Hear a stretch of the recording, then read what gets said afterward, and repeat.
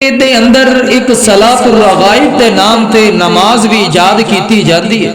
फिर रजब के अंदर जदों 13 रजब आंदा है उदों हजरत अली रज़ी अल्लाह तआला अन्हु दी पैदाइश भी मनाई जाती है। जो पहली जुमेरात आएगी उदों रोजा भी रखा जाएगा। फिर जदों रजब का पहला जुम्मतुल मुबारक की रात आएगी मगरिब तो लैके इशा के दरम्यान दे अंदर 12 रकाता नमाजा भी पढ़िया जाणगियां।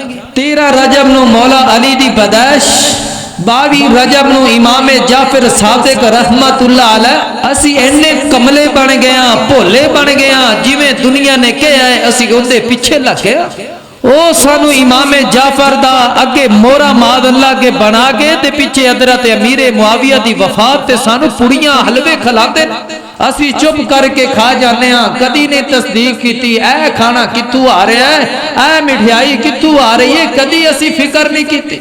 27 रजब नु मेरे नबी पाक सल्लल्लाहु अलैहि वसल्लम नु महराज दा नाम दे करके सारी रात इबादत करनगे।